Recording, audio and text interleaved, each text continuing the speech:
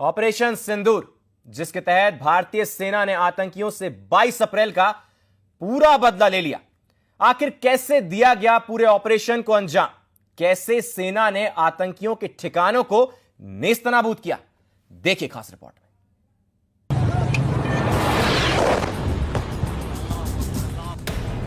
तारीख 7 मई, रात 1:05। ऑपरेशन सिंदूर।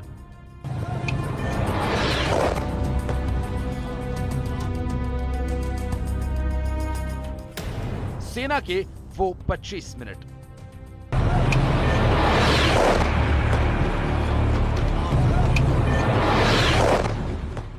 जब देश नींद में था तो पाकिस्तान की नींद उड़ाने वाली उस स्ट्राइक को अंजाम दिया गया जिसकी दहशत पाकिस्तान को रह रह कर सता रही थी। एक के बाद एक 9 ठिकानों पर धमाकेदार हमला किया गया।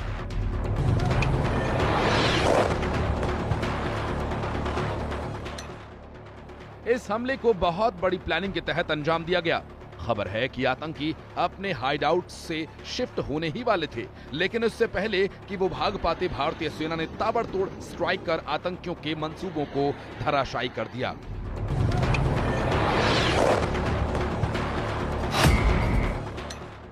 आतंकियों के ठिकानों को तबाह बर्बाद करने के बाद अब हर कोई इस ऑपरेशन के पीछे की कहानी जानना चाहता है। और उन 25 मिनट्स की कहानी विदेश सचिव विक्रम मिस्री, कर्नल सोफिया कुरैशी और विंग कमांडर व्योमिका सिंह ने प्रेस कॉन्फ्रेंस में बताई। पूरे ऑपरेशन को परत दर परत मीडिया के सामने रखा। एक समूह ने खुद को रेजिस्टेंस फ्रंट टीआरएफ कहते हुए इस हमले की जिम्मेदारी ली है। यह समूह संयुक्त राष्ट्र द्वारा प्रतिबंधित पाकिस्तानी आतंकवादी समूह लश्कर ए तैयबा से जुड़ा हुआ है। ये उल्लेखनीय है कि भारत ने मई और नवंबर 2024 में संयुक्त राष्ट्र की 1267 कमेटी की सैंक्शंस मॉनिटरिंग टीम को अर्धवार्षिक रिपोर्ट प्रस्तुत की थी, जिसमें टीआरएफ के बारे में साफ इनपुट दिए गए थे। इससे पाकिस्तान स्थित आतंकवादी समूहों के लिए कवर के रूप में टीआरएफ की भूमिका सामने आई थी। इससे पहले भी दिसंबर 2023 में भारत ने इस टीम को लश्कर ए तैयबा और जैश ए मोहम्मद के बारे में सूचित किया था, जो टीआरएफ जैसे छोटे आतंकवादी समूहों के माध्यम से अपनी गतिविधियों को संचालित कर रहे हैं। इस संबंध में 25 अप्रैल को यूएन सिक्योरिटी काउंसिल प्रेस वक्तव्य में टीआरएफ के संदर्भ को हटाने के लिए पाकिस्तान के दबाव पर भी ध्यान दिया जाना चाहिए। कर्नल सोफिया कुरैशी ने बताया कि कैसे रात 1:05 से लेकर 1:30 के बीच आतंकियों के 9 ठिकानों को तबाह बर्बाद कर दिया गया। सवाई नाला कैंप मुजफ्फराबाद, जो कि पीओजेके के लाइन ऑफ कंट्रोल से 30 किलोमीटर दूर है, यह एक लश्कर ए तौयबा का ट्रेनिंग सेंटर था। 20 अक्टूबर 2024 सोनमर्ग, 24 अक्टूबर 24 गुलमर्ग, 22 अप्रैल 2025 पहलगाम, इन हमलों के आतंकियों ने यहीं से प्रशिक्षण लिया था।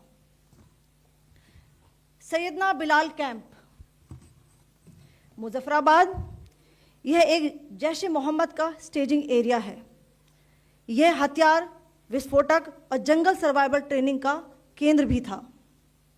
गुलपुर कैंप कोटली, यह एलओसी से 30 किलोमीटर दूर था। लश्कर ए तौयबा का बेस था, जो रजौरी, पुंछ में सक्रिय था। 20 अप्रैल 2023 को पुंछ में और 9 जून 2024 को तीर्थ यात्रियों के बस हमले में यहीं से आतंकी को ट्रेन किया गया था। भारतीय सेना ने पहलगाम हमले का बदला लेते हुए प्रतिबंधित आतंकवादी संगठन जैश ए मोहम्मद, लश्कर ए तैयबा के ठिकानों को नेस्तनाबूद कर दिया और साफ संदेश दिया कि अब आतंकवाद किसी भी कीमत पर बर्दाश्त नहीं किया जाएगा।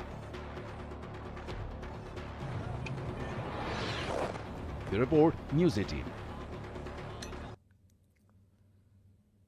भारत का दावा है कि उसने पाकिस्तान में चल रहे कई आतंकी ठिकानों को मिट्टी में मिला दिया है।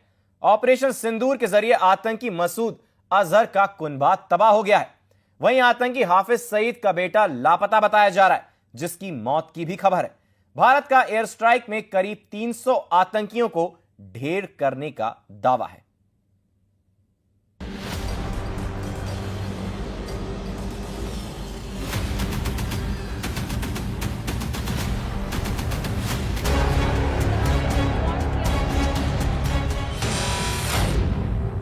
आतंक के आकाओं पर सबसे बड़ा प्रहार। भारतीय सेना ने ऑपरेशन सिंदूर के तहत पाकिस्तान और पीओके में 9 आतंकी ठिकानों पर एयर स्ट्राइक की, जिसमें लश्कर ए तैयबा और जैश ए मोहम्मद के अड्डों को निशाना बनाया गया।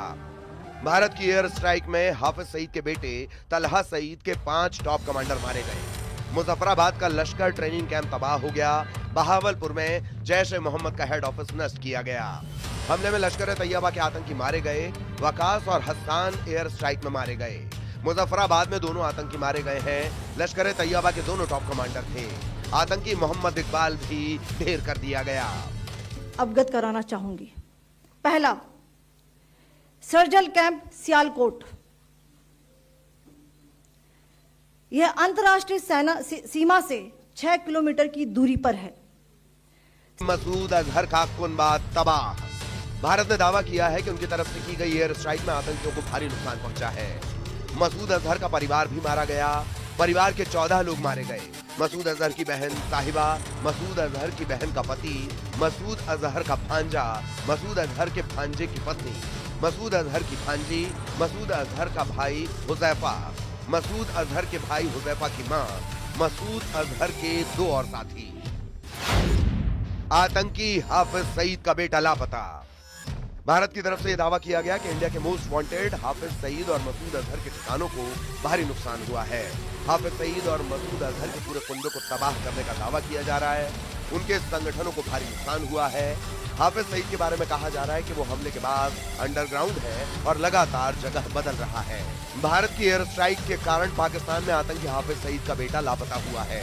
हालांकि अभी इसकी पुष्टि नहीं है कि वो मारा गया या किसी और जगह जाकर छिप गया है। एयर स्ट्राइक में 200 से 300 आतंकी मारे गए। भारतीय सेना ने पीओके और पाकिस्तान में चुन चुनकर आतंकियों के ठिकानों पर बम बरसाए। भारतीय सेना की तरफ से यह दावा किया गया है कि इस हमले में जैश को भारी नुकसान हुआ है। 200 से 300 आतंकियों के मारे जाने की संभावना जताई गई है।